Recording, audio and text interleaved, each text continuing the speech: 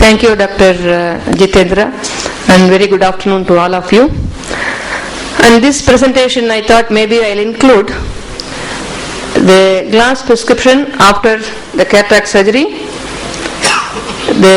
whether it is aphakia, pseudophakia, and after strabismus surgery, and all other the small interventions what we do in children, like limbal dermoid excisions, optical iodectomy, postcorneal traumas, or PKP. So what are the things that we have to look into and then prescribe them the glasses. Regarding the cataracts, I will say the treatment starts only after you remove the cataract. Removing the cataract is only an obstacle that you are removing. If we don't give a correct refractive power correction, the surgery whatever you have done is not going to give any useful vision for that particular child. So in that case, how early that we will do the rehabilitation, and we will just deal with how frequently that you have to follow up these children, and what are the quality measures that you take during this follow-up, and beyond the improvement, what is our next step beyond your spectacles.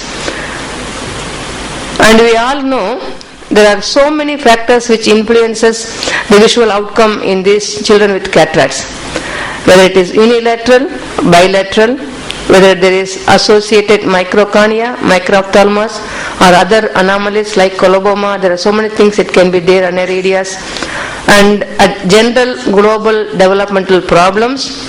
And so it needs a different or individualized approach to each and every child. So this is how, as Vijayalakshmi said, children do accept glasses even at the earliest, depending upon your prescription. If the child is not wearing or not cooperating for glasses, which you think is an appropriate time and appropriate to be prescribed, if there is no acceptance, that means that we are wrong. That we are wrong either in giving the power or the type of frame, the comfortable frame, or there is something else wrong with the child, with the hyperactivity or so many other things. So you need to look at it, that aspect, if the child is not wearing. So if that is the importance of giving a right prescription of spectacles to these children, to make them understand, and also to develop the liking of spectacles in them, then we should do it in the first 2 weeks of after prescription of spectacles. And regarding aphakic corrections, earlier we have been giving that very thick spectacles, normal lens spectacles. Now the aspheric lenses are available, up to 20 diopters lenses, and these lenses are quite thin enough, but it comes in small blanks, so it will be very useful only for children below 6 months of age. So for those children with that small kind of frame, you can fit these aspheric lenses in them and then give a high quality power to them. See, as you see the examination of children, these children, the visual acuity is very important to recognize, and it's not working. It's okay. I think you have seen it earlier, how we are examining the child with the killer acuity. Or one thing that I can insist is you need to do an individual eye patching, and then do it. Anything that you want to cover with the hand or with your the paddle may not work in all children. You need to cover with the pad, or you can use 2 glasses. One eye may be covered, blackened with the right eye, and then the next spectacle you can make them wear blocking the left eye. So that is very easy to do it in these very young children. When they are able to cooperate, they will be able to cooperate to you very well, instead of having your hand pressing or the covetous pressing there. And what exactly, as we said, refraction is possible even without anesthesia. And the success depends on, we need to have a little bit patience and then examine them adequately, and then you will get the power. This is how you don't have to, all the children, you can't be asking them to sit and cooperate for you. You have to have a situation where like this, then you try to do your refraction with your stick retinoscope and then do it. And what exactly that we follow is, for all affects, the refraction is done before they are being discharged. The surgery is done in both eyes in a week's time, and then they are given glasses before they go home. That is how our prescription is. And for other children, those we are given intraocular lenses, because we already given some amount of vision. We ask them to come back the next follow-up, 1 month follow-up, do the refraction and then give them the best correction.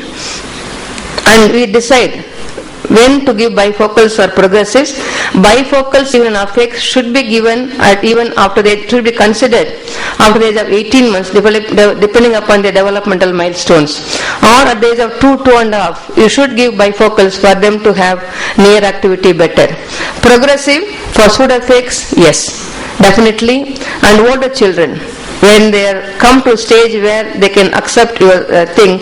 And now even in India, our education is everything on the computer education, even in government schools. So they need to use these progressive lenses, and they are in our practice they feel very happy to use the progressive lenses. So this is how, when you have an aphakia, a 3 months old infant or 4 months old infant, you give the full correction, you don't undercorrect for the distance, then you are giving good vision for the near. So you just prescribe that plus 20, and if at all you want to prescribe bifocals, you add 3 later on as the child grows. And we need to consider the frequency of the follow-ups. And even in children, like older children, whether this child particularly has a small cornea, at the same time having a myopia. So aphakia in myopia, again you need to consider and then give a right glasses. You can't just give the amount what you get, but you have to do the refraction and then give it. Contact lenses, yes, definitely it has got a value, and especially when you are dealing with the unilateral cataracts in our situation, where the child is not fit for our intraocular lenses, or the eye is smaller for intraocular lens implantation. There are some situations still we need to rehabilitate them with the contact lenses, but it has got its own limitations in our situations. And pseudoaffects, as you see here, executive bifocals, yes, definitely that helps in children when you prescribe glasses with accommodative problems. If that is not there, if it is going to be post-operative cataracts, even this regular bifocals or D-bifocal, whatever bifocal, that cryptoc, whatever you decide, that can be given. And as time passes, once or twice they know the luxury of having bifocals, then you think about giving progressive lenses. Though it is expensive, definitely it has got a role in it. And pseudoaffects, if you put the lens in, we calculate the power with so many other measurements, taking a scan, doing keratometry on the table, calculating the power, but still it is not going to be perfectly the same power as a child needs at that particular time. So this child has got a small esotropy again, even after our IOL implantation in one eye, and then we need to give correction for that. Overcorrection. So we should never forget in this even unilateral cataracts to do a refraction again and then give overcorrective glasses. And what is it in long-term problems? We anticipate the myopic shift in both affects and pseudoaffects. And for that reason, we should measure our axial lens at least twice a year, along with our refractive measurements, and you have to see whether it is getting balanced or not. For that reason, for frequent change in the glasses, we recommend every 3 months follow-up in the first 2 years of life, and after that every 6 months after the age of 5 years, and after that depending upon 6 months or 1 year, it's absolutely depending upon that particular individual patient. What exactly you do in this every follow-up is, you make sure that, as I said earlier, you estimate the visual acuity, right eye, left eye, both eyes, whatever you want, but with the method what you are doing, and then examine the media for any other problems. Refraction, tonometry, other things are mandatory. Here spectacles, so the spectacle prescription to be changed. Sometimes with our surprises you might need to change the glasses quite often, so you have to change the glasses. And what about if they are beyond our improvement, if they are beyond our correction, even in spite of our corrections they are not improving? You should never stop at that stage. We should think about what exactly the next thing that we should do. You try the high plus ads or hand magnifiers or stand magnifiers or telescopes, whatever suitable for that particular patient. Make that particular patient to go into a general stream for general academics rather than ending up in a special education or ending up in a blind schools. Or this is how. See how with the big spectacles, 1 year she is keeping the book so close, but in spite of it she is able to perform academics so well. But all these things, they need a guidance from us. We are the ones, when we treat children, we should not limit ourselves at that stage. We should guide them on for the remaining life with whatever the rehabilitation is possible with the vision what they have. And systemic problems, again, as you follow up these children, invariably the cataracts are associated with other systemic problems, and as you go on, you just keep your eyes open to detect the problems. If children are not doing academically well, is it because of my spectacles or is it because of my the other problems? You should be able to detect and then refer these children to the neurodevelopmental clinics or wherever it possible appropriately, so that their development will become very good for later life. And after strabismus surgery, again, sometimes we forget. When we see the first day, the second day is straight eyes, then we say already the parents are very happy, the eyes are straight, and parents always under the impression that we can take out the glasses. So they will be too happy to remove the glasses immediately after surgery if the eyes are straight. But that is not our goal. If they have a significant error, yes, definitely. And depending upon the residual deviations what the patient has, you need to titrate your power and then give the prescription.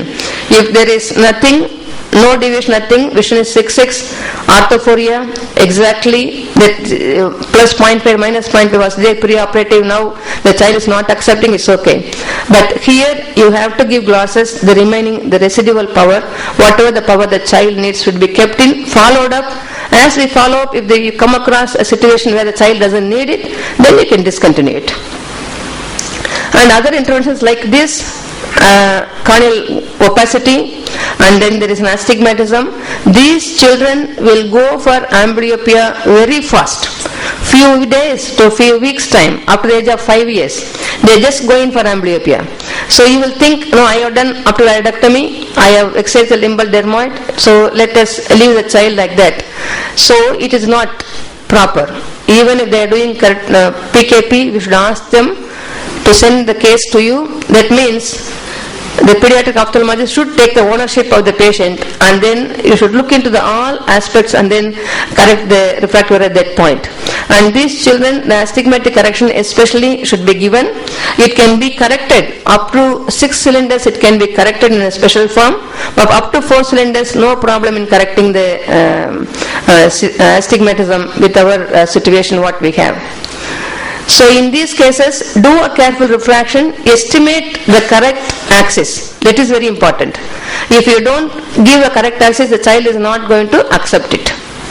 And accept it sometimes, no, if you might be seeing +8 or +6, the child will not accept it. So maybe you can titrate it and then follow it up, give more correction little later on. So initially you make it compliant and then increase the power.